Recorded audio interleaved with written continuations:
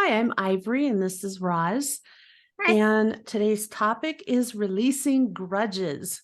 We were laughing a little bit about this one last week, just kind of pre-planning for it. But before we dive in, I want to say hello to our listeners in West Blockton, Alabama. My mom is born and raised in Alabama. So I visited there many, many times over the years. And though my parents don't live there anymore, I absolutely have great fond memories. So thanks for tuning in with us every week. So let's talk about this releasing grudges. I'm sure that you also see a lot of people who are carrying grudges, Roz, right? Oh my gosh, for years. I'm like, do you really like that weight on you? People in their 70s and 80s talking about something that happened 40, 50 years Yes. ago that they're still carrying grudges over. So, why do we do that? Let's talk about why people do that. Well, I think they want to I, be right. yeah, I actually think a lot of it's ego. Mm-hmm. Um, and a lot of it is just being unwilling to accept the fact that after a certain amount of time passes, you're doing nothing but taxing your own energy by carrying this around and still talking about it and still dredging it up. And oh my gosh, and I had a lot of experience with that because my mother was quite the grudge bearer. Really?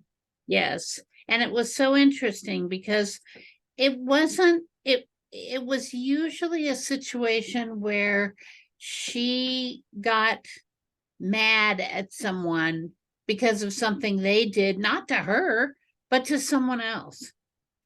And, you know, I can think of a few people when I was growing up where she never would speak to them ever again. And I used to think, I mean, why waste your time on this? I'm not going to do this. So generally speaking, I don't. It was a good lesson for me. The only time I've actually really experienced and kind of an ongoing thing is when unfortunately, there are certain people in our lives that do not have good intention for us. And we need to terminate those relationships. And I don't think that's holding a grudge. I think that's learning a lesson. Yeah. And being willing to acknowledge that it's just not going to work out for you to have this person as a friend, a relative, whatever they are. But then the healthy thing at that point, you make that decision that person's toxic for you. You don't want them in your life. And then stop thinking about it, talking about it. The energy of that can just go on and on and on. And I have somebody in my family that's like this, that just like will dredge up old stuff. And it's like, what does this have to do with what's going on now? So let's talk about this a little bit. I mean, is it really important to be right all the time? Some people think it is. And so it costs them. It costs them. And I think that if somebody's like that, they need to think to themselves, like, what's more important, to be right or the relationship, to be right or to have a good environment? I think that that's really difficult, but you've got to decide what you're going to do and then live with it and then cut ties with it. So there is that process of cutting, I call it dissolving cords. And I think if people have trouble letting go of grudges, dissolving cords is a really good way to do it. That cord between them and the other person, because frankly, if you're holding onto a grudge, you are reattaching the cord to that person. You are bringing that person's energy back into you and your life over and over again. How can you heal? How can you move on? And you're definitely taking your frequency down Oh my goodness. because unfortunately, what we experience when we are constantly replaying negative or unhappy emotions, it it does us absolutely no good. And it doesn't really do anything positive for anyone around us either. No, it doesn't. We have a finite amount of time, a finite amount of energy. And frankly, I just don't want to waste mine thinking about old grudges. I mean, there's people who have intentionally done a great deal to hurt me, but I really don't think about them. Unless something brings that up, I don't even think about it. I don't want to. I've done my healing, so there's no reason. But the other thing about grudges is I think somebody feels like they're winning, like it's a contest. A war. Yeah. And I think there's a lot of grudges happening in our country, around the world right now, but let's talk about our country. A lot of grudges going on between individuals and families and political, and oh my goodness, just It's pretty crazy. it Really. is. Keep dredging up the past. That's a grudge. You know, if you're not talking about what's going on right now, it's a grudge. So there's a little clue for you that you've gone into holding grudges territory. Yeah. You know how that really shows up is when people are fighting, let's say couples, not fighting fair. So let's say that the wife disappointed the husband by not taking care of something she was supposed to take care of. And instead of just telling her, I'm disappointed because you didn't do that, I really was counting on you to do this, and now this happened. They might say, you do this all the time. Remember 10 years ago when I asked you to do this and you didn't do it? Yes. Okay, number one, that's not fighting fair, but that involving today's topic, that means he's holding grudges from the past instead of dealing with it and then letting go of it at the time. Uh, there's a lot of that going on. A lot of people that I see have that issue happening, not that specific circumstance, but that type of issue. I just can't get over how it constantly drains our energy Oh, if we do this. It totally takes our energy level down a few notches, and to say nothing of our frequency. So it's not serving any positive purpose in our life. And I think 9 times out of 10, the other people that we're holding the grudge for, they really don't care yeah, anymore. they've let go of it. They're They've not even moved on. thinking about it. So you're like in a war with yourself and you're the casualty, you know? Exactly. So you're fighting yourself and hurting yourself, and the other person's probably moved on. Unless you're the Hatfields and the McCoys, then in that case, the grudge goes on and on and on. But that's an example of holding grudges and how it escalates into this all-out warfare. But it happens a lot, don't you think?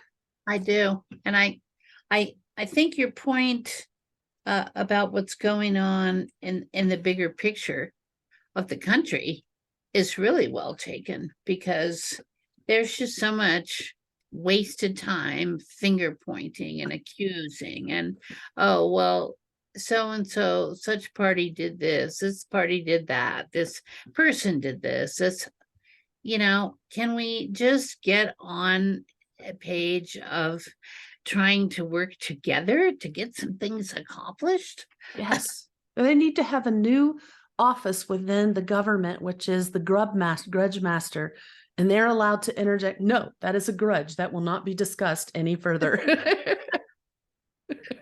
It's too And bad. then a grudge jar where they have to put $1,000 in it every time they bring up an old grudge.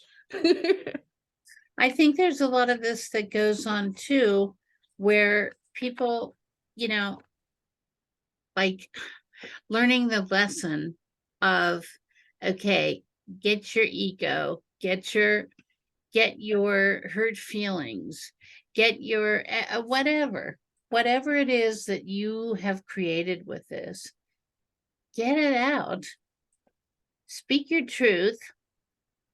And in that truth, you don't need to, what you've said, re-speak it like 5,000 times. So the sooner you let go of that, the better off you'll be. Sometimes people use grudges as a weapon. They do. So it's like a little bag they carry on their back full of grudges that they can pull out and every time that they did something wrong themselves and they're called on it, well, you did this, it's like it's used as a weapon and it's not okay. And that comes back to politics as well. I realize that's happening politically for sure. Well, what about this? No, we're talking about what's happening right now in our family, in our town, our state, our country. We're wasting a lot of time individually and as a country on old grudges. And frankly, it's really a petty quality to have as a person. It's something to strive to overcome. It's one of the things that in counseling, when I will kindly point it out that to someone it appears you're carrying grudges, that they really get defensive about, and they don't want to even see that they're doing it most of the time. And unless you're willing to see that you've got a fault, you can't work on it. You have to be able to see, oh yeah, I'm carrying grudges. I really need to work on that and release them. So how do you release them? Here's a good question.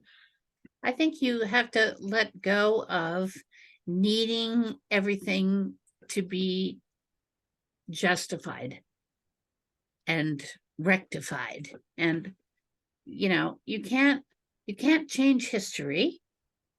You can't restructure how things went. The only thing that could ever be said is, I'm sorry. We won't do it again. And then don't do it again. It won't happen again. Yeah. So it's hard. It's a very hard, I think it's a very hard kind of like path to walk when you don't see yourself as being the person who is the grudge bearer. You really have to take a real good look at yourself. What's also one of those things that when it's pointed out, people will say things like, well, everybody does that. Everybody might do it. Most people do that, but it's a character flaw. And so it's something to work on. And how do you work on it? Conscious attention, paying attention to your thoughts, your words. And when you realize you're dredging up something from the past, do something to get rid of it. So you can do the cord cutting, cord dissolving. Have to let it go. That's really the only final outcome. You have to let it go. And that is extremely powerful when you do reach that point where you can release it. You're releasing all that history, all that heavy negative energy that's pushing you down and holding you in the past. And once you let go of all that, you're lighter, you're more upbeat, you're moving into a different space with yourself. You are, and some things you can do to kind of get rid of those thoughts out of your head is a little, I just caught like a little ceremony that you can do that's symbolic of letting go of these grudges. And it can be writing those things you have grudges about, who it is, what you have a grudge about, all your feelings about it, and then tearing it into little tiny pieces, and then in a safe place where you're not going to set off fire alarms or start a fire outside, burning that, and just really seeing it dissolve, seeing it, go into ashes and go away. The other thing that can be effective if you can't start a fire, for all the reasons I mentioned, is you do that, write it down, tear it in pieces, and flush it.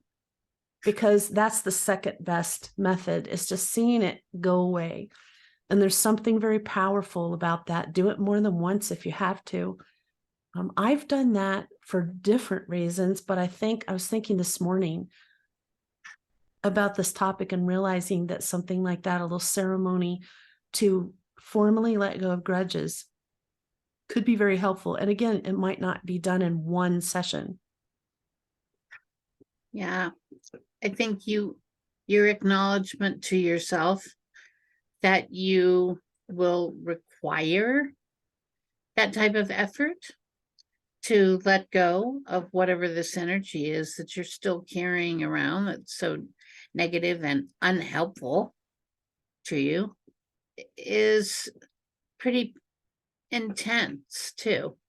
You really have to give yourself that kind of wake up call. You do. And if you're listening to this show today and you're thinking about times when people have said, wow, you're still thinking about that, or that's still bothering you, pay attention to that. Really think back, because those are some kind of little clues for us that we are carrying grudges. And if you're having, even after you try these techniques and you're consciously working on it, if a few months go by and you haven't improved at all, if you're still thinking about these old things as much as you were, then I would recommend some professional counseling, because sometimes you need some coping skills to deal with your emotions, or you need to work through with a therapist what happened. And I want to stress this. It's very important that those of you who've been through abuse and other forms of trauma, we are not talking about that. That's a different story. You have a reason that you probably have PTSD. Anyone with PTSD is going to have thoughts. There are things like thought field therapy. That's something that I've been doing a very long time, which is a neuroscience technique that removes emotional attachment to trauma and painful memories. There's other things out there that do this too. So consider starting there and seeing if you find it easier to move on. But how can you live in the present day if there's a big part of your mind and attention that's focused on the past? And grudges are always in the past. And they're not, the interesting thing, is that they're not going to, if you're constantly bringing that energy back and bringing it up, they're not going to go away. So you have to address it.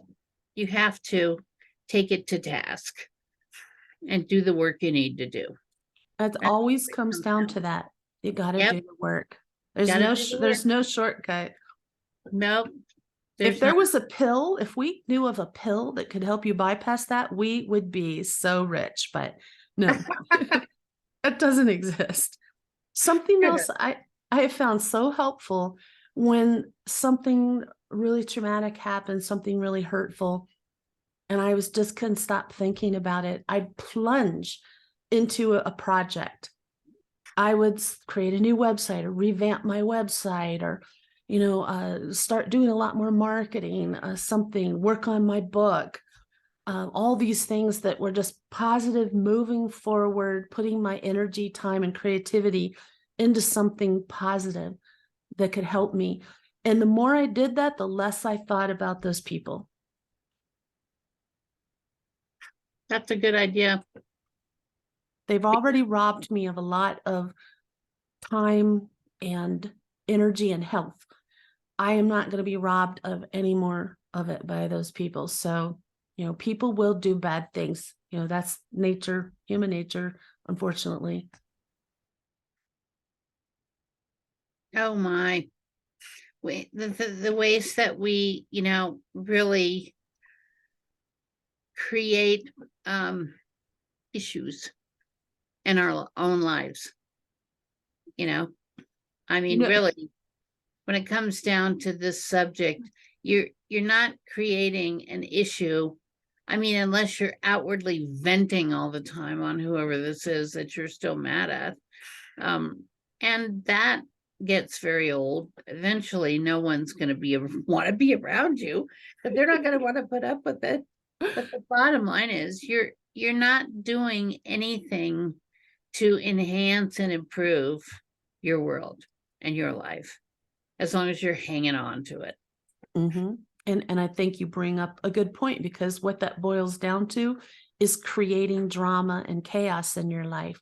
So another thing, if you tend to hold grudges, you might be addicted to chaos. And that's when you grow up in a chaotic atmosphere. Maybe there was a alcoholic or an addictive parent. There was a lot of fighting, unsure. You just weren't sure what was going to happen one day to the next. a lot of chaos. And so that becomes your comfort zone. And then later as an adult, you might try to recreate that. And if there's not enough chaos happening around you to recreate it, then you create it subconsciously by things like holding grudges and actually magnifying grudges. Is what the person did really worth hanging on to this long? And if this happened more than 5 years ago, it is Get not over worth it. hanging on to. Get over it. I think 5 years is the absolute limit that it should take to overcome some grudge and not feel like it anymore, to not let that poor person be so important in your life.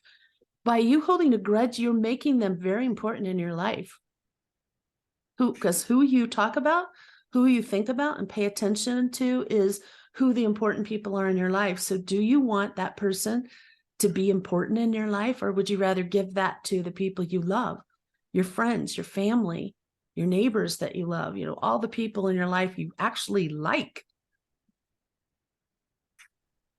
Very true. It is. We can fall. Analyze it. You have to look at it. We do. And we can fall into these patterns and not even realize we've been there for years. Stuck. Okay. So don't be a Hatfield and a McCoy.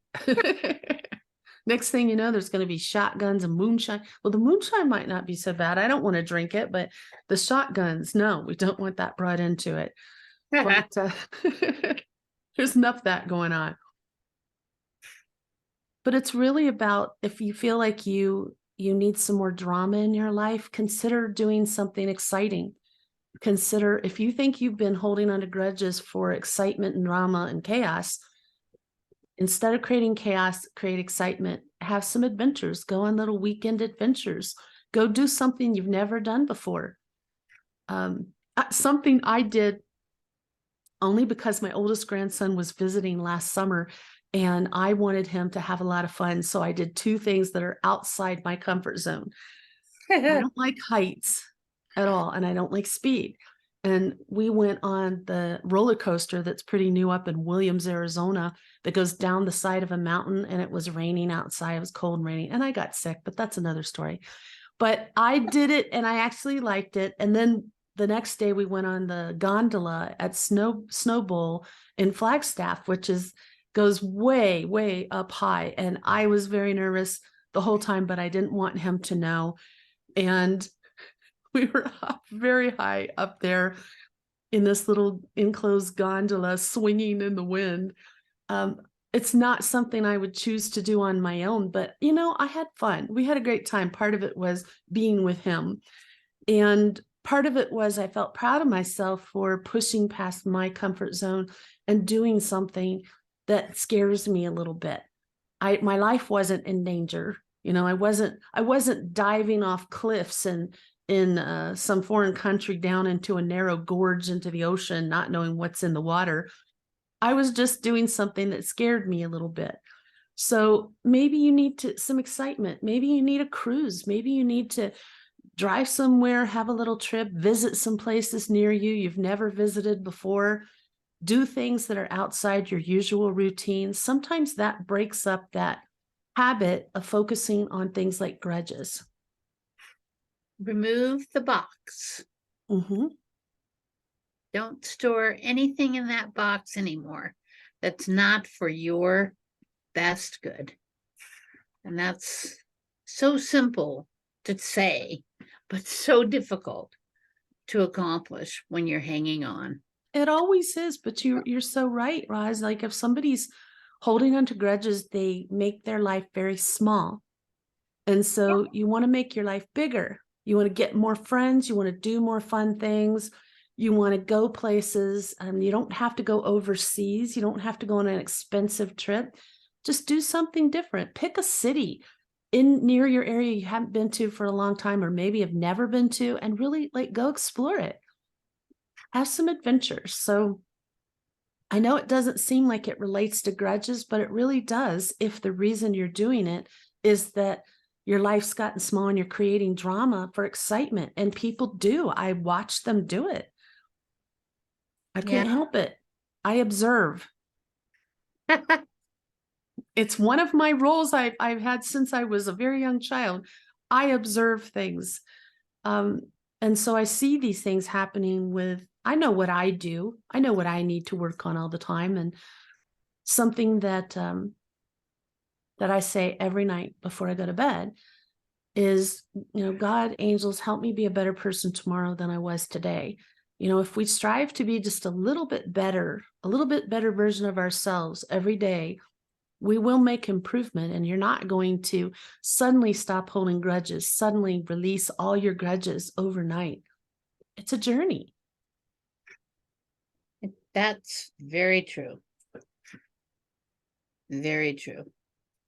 What's the hardest grudge you've ever released, Roz? Probably a relationship that I was in where someone just repeatedly was creating situations that were not positive for me, and finally having to acknowledge that and say, this is toxic. It's time to go now. Mm-hmm.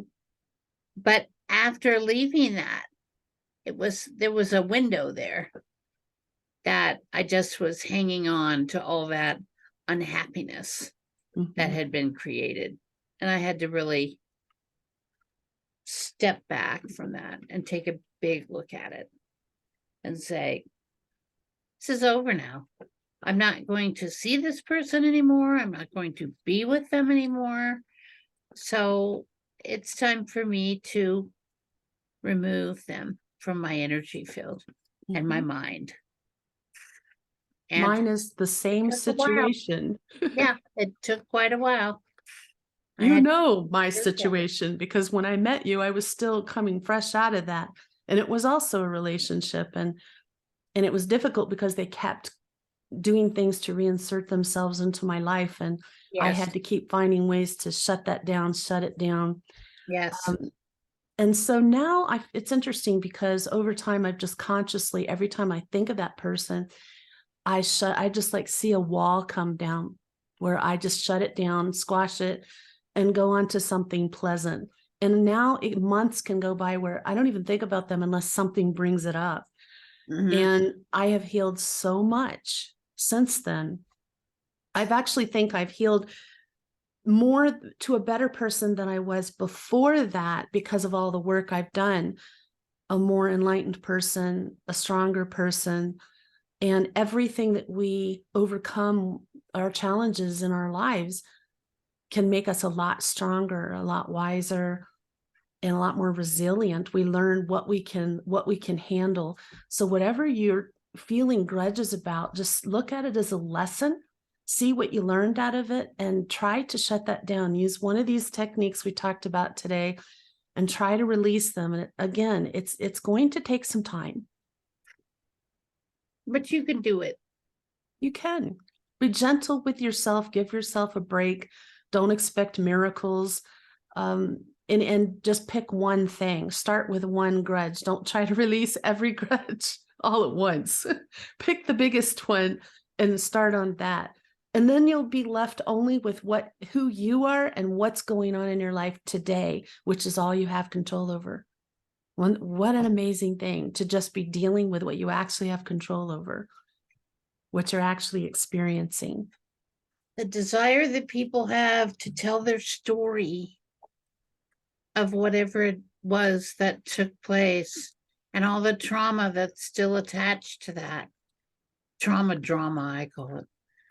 But the reality is you have to release all that to really become well. You really do. And seek wellness within. So you absolutely do. And again, it's not easy. If you get stuck, consider some counseling of some sort. Or we offer some services that can help you with that too. But try to take care of it on your own, and if you can't, reach out.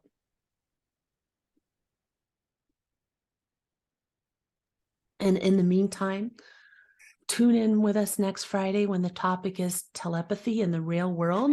That's going to be an interesting topic. Ooh, yeah. We hope that you have an enlightening week.